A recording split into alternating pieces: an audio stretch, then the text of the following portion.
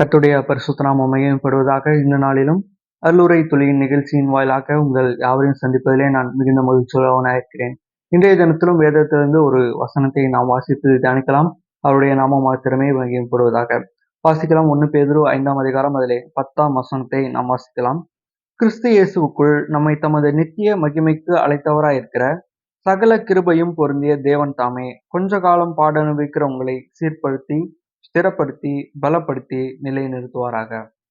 அப்போஸ்தலனாகிய பேதுரு இந்த காரியங்களை விசுவாசிகளுக்கு எழுதக்கூடியவராக இருக்கிறார். குறிப்பாக யாருக்கு என்று சொன்னால், கலாத்தியா, பொந்தியா, ஆசியா மற்றும் சில தேசங்கள்ல சோதனை நிமித்தமாகவும் பாடுகள் நிமித்தமாகவும் விசுவாசிகள் அநேக இடங்கள்ல சிதறி கிடக்குறாங்க. அவங்களுக்கு நம்பிக்கை ஏற்படுத்தும் விதமாகவும், அவங்களுடைய பலவீனமாக காணப்படுகிற அந்த விசுவாசத்தை ஊக்குவிக்கும் விதமாகவும், அவங்களுக்கு நம்பிக்கை ஏற்படுத்தும் விதமாகவும் அப்போஸ்தலனாகிய பேதுரு இந்த வார்த்தைகள் எழுதுகிறார். இப்படியாக அவங்க சிதறி கிடக்குறாங்க.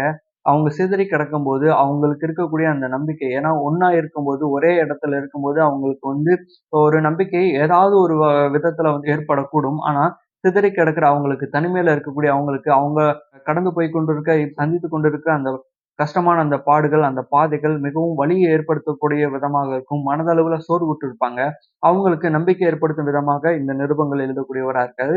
நம்பிக்கை ஏற்படுத்தும் விதமான அந்த வார்த்தைகளை அநேக இடங்கள்ல நம்ம பார்க்க முடியும். குறிப்பாக இந்த 4ஆம் அதிகாரத்திலலாம் நம்ம பார்க்கும்போது, அவருடைய பாடுகளுக்கு நீங்கள் பங்காளிகளா இருந்தால் சந்தோஷப்படுங்கள் என்று சொல்லி, அந்த அளவுக்கு அவர் என்ன செய்றாரு, அழுத்தமாக அவங்களுக்கு என்ன செய்றாரு, அந்த பாடுகள் மத்தியில காணப்படுகிற அந்த சந்தோஷத்தையும், அந்த விசுவாசத்தையும், அந்த நம்பிக்கையும் என்ன செய்றாரு, காண்பிக்கக்கூடியவரா இருக்கிறாரு அப்படிங்கிறத பார்க்கிறோம். ஆனா இவைகள் எல்லாமே என்ன செய்றாரு, பேதுரு சொல்லும்போது, அவர் யாரா இருந்தார் அப்படிங்கிறதையும் நம்ம சற்று சிந்தித்து பார்ப்போம். விசுவாசத்துல பலமுறை அந்த சோதனையில தோல்வியுற்று பின்பு ஜெயம் கண்ட ஒருவர் தான் யாரு, பேதுரு.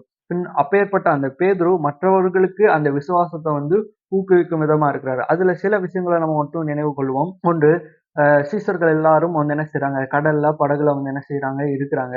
இயேசு கிறிஸ்து கடல்ல நடந்து வருகிறாரு. அப்படி நடந்து வரும்போது பேதுருவும் என்ன செய்றாரு, இயேசு கிறிஸ்துவ பார்த்து தானும் கடல்ல நடக்க வேண்டும் என்று சொல்லி நடக்க ஆரம்பிக்கிறாரு. அதுவரையும் கிறிஸ்துவ பார்த்து நடந்து கொண்டிருந்த பேதுரு, ஒரு அலை வரும்போது அதை பார்த்து என்ன செய்றாரு, பயப்படக்கூடியவராகவும், கிறிஸ்துவ மேல இருக்கக்கூடிய அந்த நம்பிக்கை என்ன அவர் காப்பாத்துவாருங்கிற நம்பிக்கை சற்றே என்ன செய்யுது, குறையுது. அது நிமித்தமாக அந்த விசுவாசம் குறைந்தது நிமித்தமாகவும், அந்த அலையை பார்த்து பயந்த நிமித்தமாகவும் அவர் என்ன செய்றாரு, கடல்ல மூழ்க ஆரம்பிக்கிறாரு. உடனே என்ன செய்றாரு, இயேசு கிறிஸ்து என்ன செய்றாரு, காப்பாற்றக்கூடியவரா இருக்கிறாரு. அங்க அவருடைய விசுவாசத்துல என்ன செஞ்சாரு, சின்ன தோல்வியை சந்தித்தாரு. அது மட்டும் இல்லாம இயேசு கிறிஸ்து என்ன செஞ்சாரு, 3 முறை என்ன செஞ்சாரு, மறுதலித்தார். அதற்கு முன்பாக நம்ம பார்க்கிறோம். மறுதலிக்கு முன்பதாக இயேசு கிறிஸ்து பல நேரங்கள்ல தம்முடைய மரணத்தை குறித்தும், தம்முடைய உயிர்த்தெழுதலை குறித்தும் சொல்லியிருக்காரு. குறிப்பாக 1 முறை இல்ல, 2 முறை இல்ல, 3 முறை நேரடியாகவே சீஷர்களுக்கு என்ன செஞ்சிருக்காரு, இவைகளை சொல்லியிருக்காரு. ஆனாலும் இவைகளை அறிந்த பேதுரு என்ன செஞ்சாரு, அந்த இடத்துல கிறிஸ்துவை அறிக்கை செய்ய வேண்டிய இடத்துல, கிறிஸ்து இவர்தான், அவரை எனக்கு நன்கு தெரியும், அவரை பின்பற்றக்கூடியவன் நான், அவருடைய சீசன் நான் என்று அறிக்கை செய்ய வேண்டிய இடத்துல இருந்த பேதுரு என்ன செஞ்சாரு, அங்க கிறிஸ்து மறுதலிக்கக்கூடியவராக இருந்தாரு. அது மட்டும் இல்லாம 3வதா நம்ம பார்க்கிறோம், இயேசு கிறிஸ்து உயிர்த்தெழுந்த பிறகு ஸ்திரீகள் கல்லறையில இருந்து என்ன செய்றாங்க, சீசர்களுக்கு அறிவிக்கிறாங்க. இந்த மாதிரி கல்லறையில வைத்திருந்த அந்த கிறிஸ்துவனுடைய சரீரம் காணாம இப்போ என்ன செஞ்சிடறாரு, அவர் உயிரோடு எழுந்துட்டாரு அப்படின்னு அந்த தூதனை சந்தித்த அந்த சம்பவங்கள்லாம் சீசர்களுக்கு சொல்றாங்க. அதுல என்ன செய்றாரு, பேதுரு என்ன செய்றாரு, வேகமா ஓடி போய் என்ன செய்றாரு, முந்தி போய் என்ன செய்றாரு, கல்லறையில என்ன செய்றாரு, போய் பார்க்கிறாரு. கிறிஸ்துவை அறிந்தவர், கிறிஸ்து தம்முடைய மரணத்தை குறித்தும் உயிர்த்தெழுதலை குறித்தும் அநேக காரியங்களை என்ன செஞ்சிருக்காரு, முன்னதாகவே கூறியிருக்கிறாரு. அவைகளை அறிந்த பேதுரு இப்பொழுது ஸ்திரீகள் சொல்றாங்க, அவர் அவர் உயிர்த்தெழுந்துட்டாரு அப்படின்றத சொல்றாங்க. அப்பயுமே அதை நம்பாம, விசுவாசிக்காம என்ன செய்றாரு, அவைகளை பார்க்கணும்னு சொல்லி என்ன செய்றாரு, பேதுரு கல்லறைக்குள்ள போய் பார்த்து என்ன செய்றாரு, ஆமா, கிறிஸ்துவனுடைய சரீரம் காணோம் அப்படின்றத என்ன செய்றாரு, அவர் நம்புறாரு, விசுவாசிக்கிறாரு. அப்பயுமே அவர் உயிரோடு எழுந்து விட்டார் என்று முழுமையா நம்பிக்கல. மாறாக எல்லா சீசர்களும் என்ன செஞ்சாங்க, கூடியிருந்து அவங்க என்ன செஞ்சாங்க, துக்கத்தோடையும் மிகவும் வருத்தத்தோட இருந்தாரு. அப்போதான் கிறிஸ்து என்ன செய்றாரு, அங்கே காணப்பட்டு அவங்களுக்கு சமாதானம் உண்டாவதாக அப்படிங்கிறத சொல்றாரு. அப்போ அவர் இந்த உலகத்துல வாழும்போது, அதாவது கிறிஸ்துவனுடைய சமகாலத்துல வாழ்ந்த அந்த பேதுரு பல நேரங்கள்ல விசுவாசத்துல தோல்வியுற்றவராய் இருந்தாரு. பின்பு அவர் எப்பொழுது மனம் திரும்பினாரோ, அப்பொழுது நம்ம பார்க்கும்போது விசுவாசம் என்றாலே பேதுரு என்கிற அளவுக்கு அவருடைய விசுவாசம் இருந்ததை பார்க்கிறோம். எப்படியாக இருந்தது, இயேசு கிறிஸ்து பரமேறிய பிறகு ஊழியத்துல அதிகமா ஈடுபட்ட பேதுரு அநேக இடங்கள்ல கிறிஸ்துவ நிமித்தமாகவும், சுவிசேஷத்தின் நிமித்தமாகவும், ஊழியத்தின் நிமித்தமாகவும் பல நேரங்கள்ல துன்புறுத்தப்பட்டார். அவர் அச்சுறுத்தப்பட்டார். அவர் காயப்படுத்தப்பட்டார். அவரை அடித்தார்கள். அது மட்டும் இல்லாம அநேக நேரங்கள் அவரை சிறைப்பிடித்தாங்க. இந்த நிருபத்தை எழுதின தோராயமாக 7, 8 ஆண்டுகள்ல பேதுரு வந்து என்ன செய்றார்? மரித்தார். எப்படியாக மரித்தார்? அதுவும் இரத்த சாட்சியாக மரிக்கக்கூடியவரா இருந்தாரு.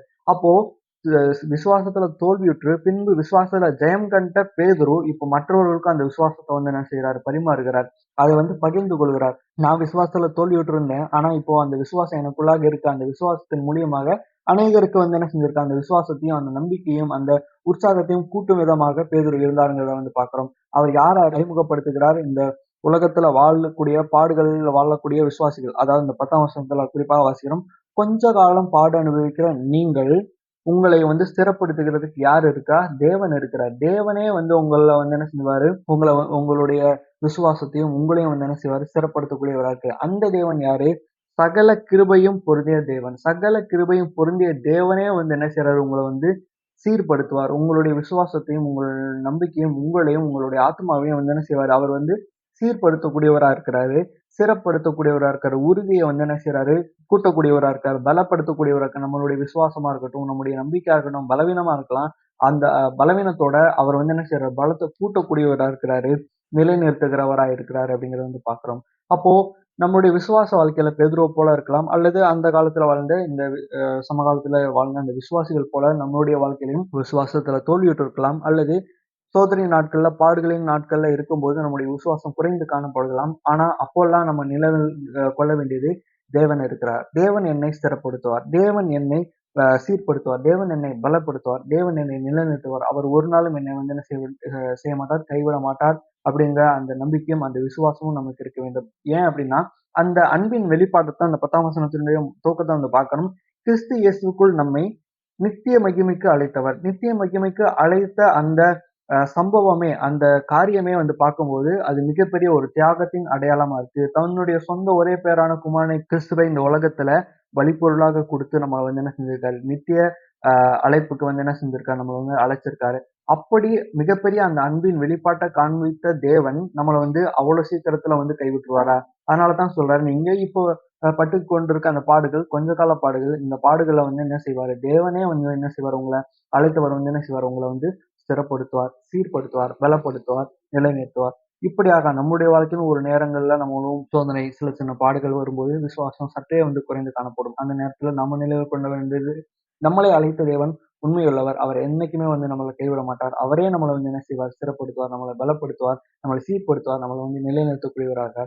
அப்பேற்பட்ட ஜெபத்தோடும் கூட இந்த நாளையும் கூட நம்ம தொடங்குவோம். அவருடைய நாமம் மாத்திரமே மகிமைப்படுவதாக. ஆமென்.